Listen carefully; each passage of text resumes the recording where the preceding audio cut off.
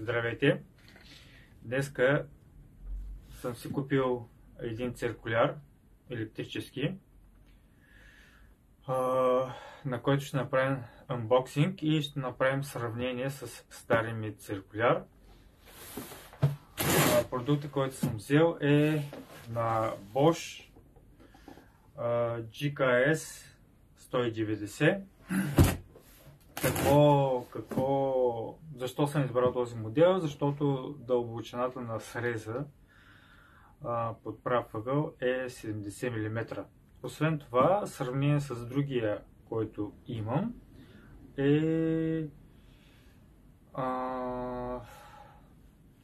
т.е. повече има по-голям срез в сравнение с предишния, който имам.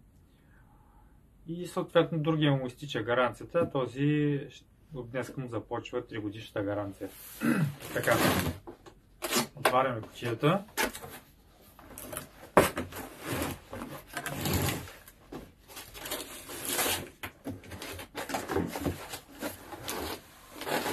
Вадим съответно инструкции, други подобни. Вадим самия циркуляр. Съответно вътре имаме ограничител при вязане.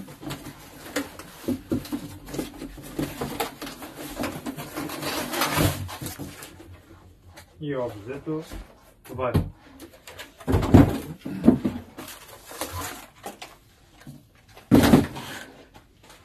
Така. Ето го, тук е и прахоловителя, който е в комплект към циркуляра. Така. Това е Bosch. Ето го в момента тук. Това представлява.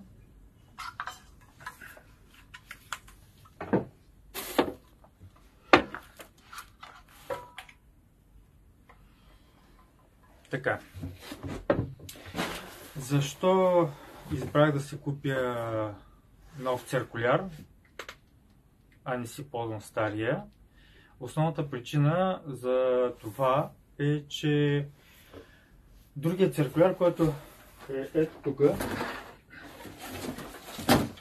той е на Stanley FatMax.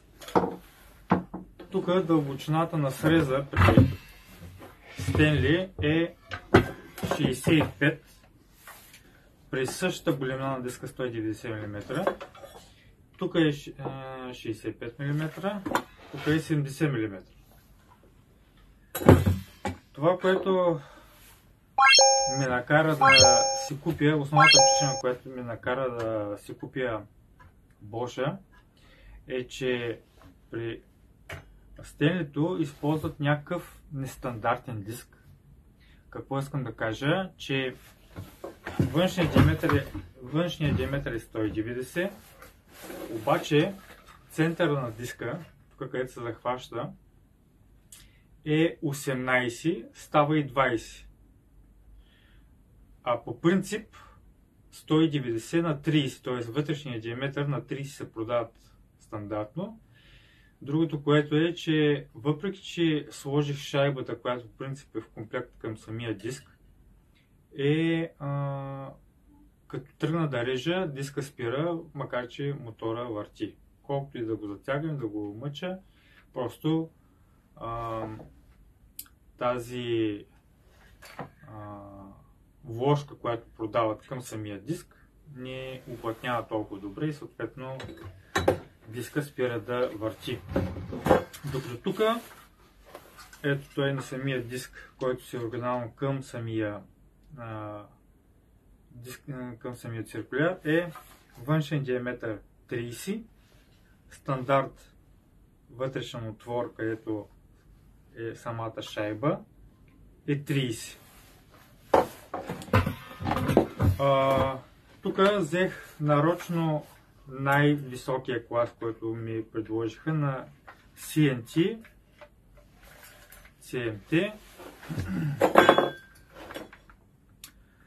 190, отвор, който по принцип е стандарт 30 с втулка. Както казах, Стенлито предлагат някакъв диск, който е нестандартен, и съответно трябва да купуваш, исках възможно най-високия клас, за да може да реже възможно най-чисто. И да, но с този вътрешен диаметър това няма как да стане и затова причините да взема нов циркуляр е първо, че му започва новата гаранция, диска от тук нататък вече е стандарт 190 на 30, съответно ще махна диска, който е бошкия в комплекта тук и ще сложа CNT-то. Съответно, това, което ми харесва в комплекта към циркуляра е самия ограничител. Защото ето, примерно, тук при Стенлито и са около 5-8 см ограничителя. Даже за да бъдем точни е 8 см. Докато тук на Bosch ограничителя е почти 16, без 3 мм, 16 см, което е доста повече захващаща площ и вероятността да изкривиш при рязане е съвсем минимална. Така, значи нова гаранция, стандартен диск, т.е. няма да се чуя да обикалям, ще мога да намеря такъв диск, няма ли да мога да намеря диск, втулки да търся и така нататък. И съответно по-хубавия ограничител. И в момента ще преминем към, след като сменя диска, ще преминем към тестване на разреза, който ще направи Bosch с диска. Колко чист ще бъде, като пак казвам, ще сложа на CNT диска, няма да е на Bosch, тъй като на Bosch е този, който предлагат е 16 зъба, т.е. доста грубо ще режи, докато този, който съм взел е 64 зъба, т.е. много по-чисто трябва да режи, отколкото с 16 зъба. До след малко. A few moments later. И така, вече съм сменил диска. Нещо, което забравих да кажа в сравнение с на Стенлито, е, че на Стенли са сложили някаква планка между това разстояние, което на човек му е трудно да бърка, и примерно ако се сподибили пръсти, му е трудно да бърка, че почва да му убива самата ламаринка. Докато тук на Bosch са го направили много хубаво. Направили са го с, чакай така да се види, са го направили с пластмасичка, по-едро, не е някъде тук завряно, а е тук отвънка и е много лесно за смяна. Така. В момента ще го настроим, ще режем талпа 5 см, така че ще го настроим на 5 см. Тук е скаличката, откъдето може да се вижда на колко сантиметра. Съответно, аз в момента ще си го направя на 5 см. Така. Съответно, замерваме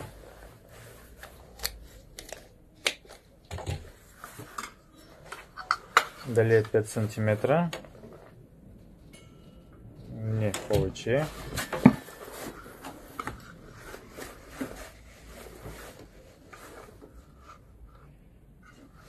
Най-добре на самата талпа.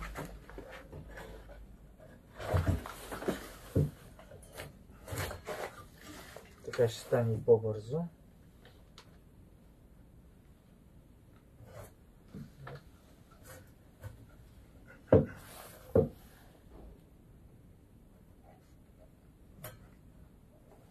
Така.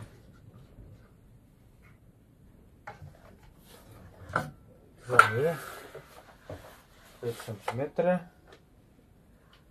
на скалата, която показва ето тук. Добре. Почваме да режем.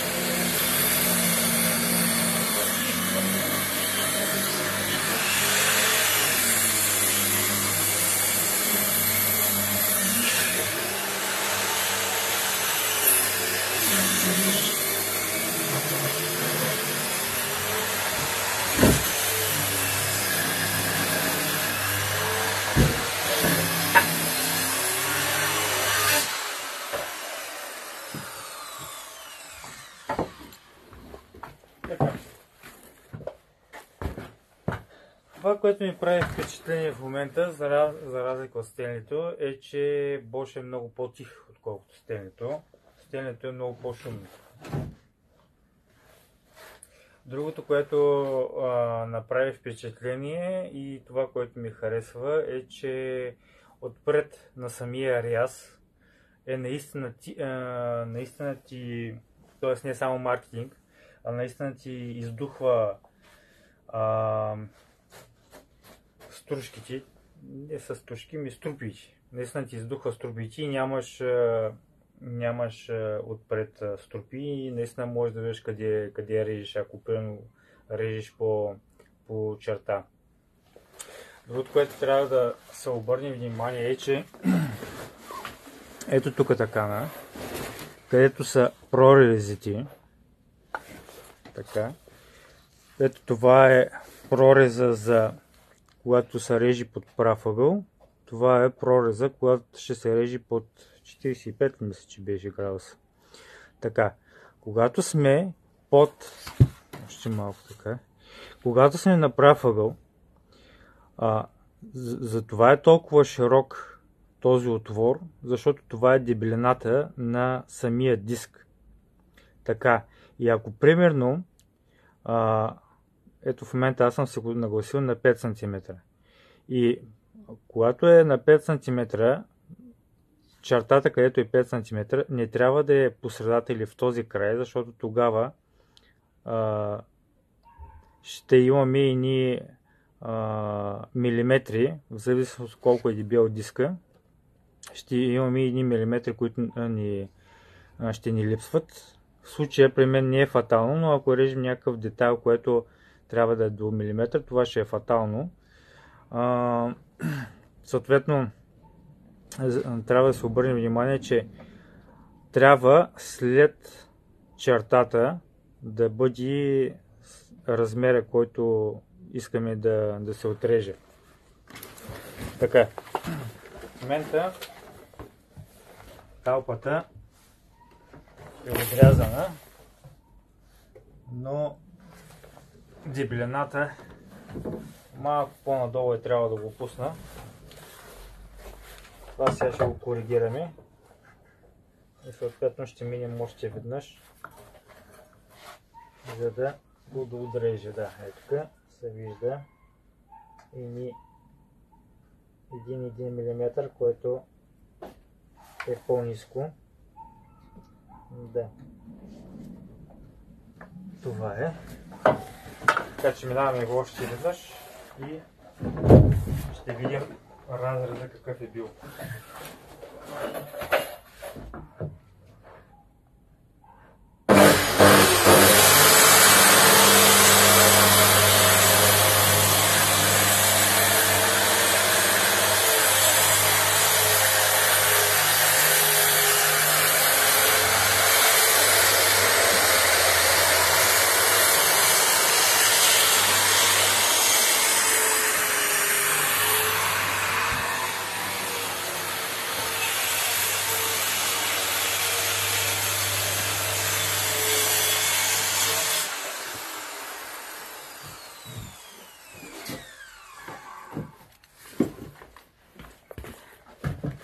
Така,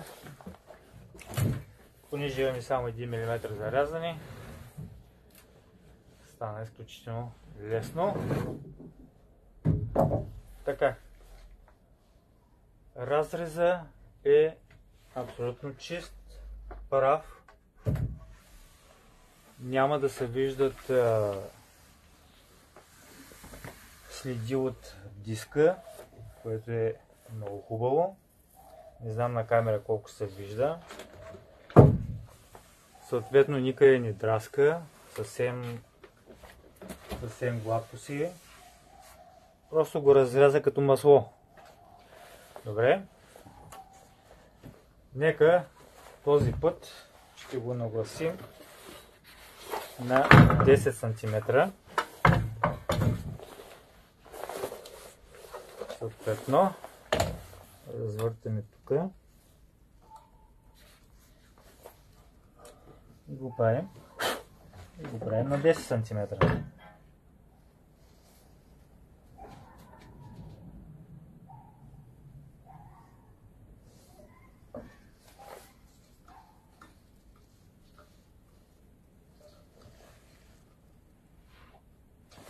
Така. Аз винаги си меря допълнително, за да може да съм сигурен, че наистина ще е това, което желая. Само че аз съм объркал прорезите. Трябваше на 0 градуса да го сложа. Аз го сложих на 45.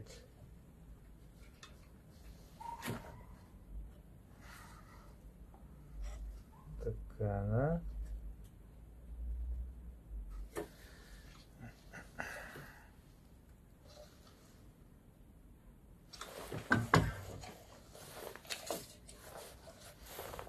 Така. Слагаме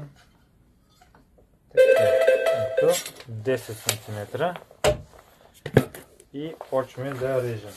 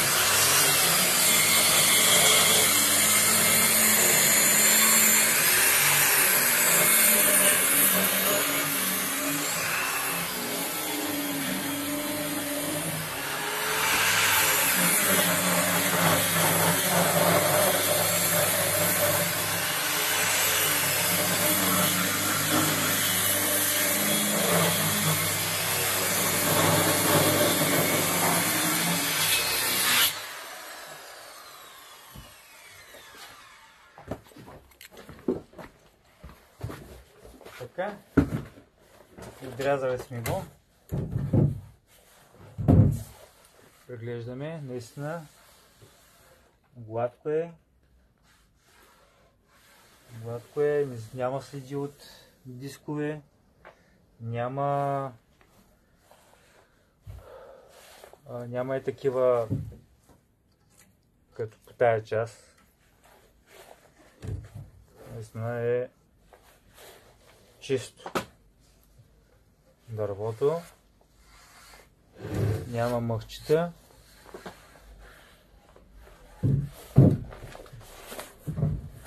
Дебелината, т.е. ширината е ето точно 10 см. Тук имаме още ни 5 см, което ни е останало. Така.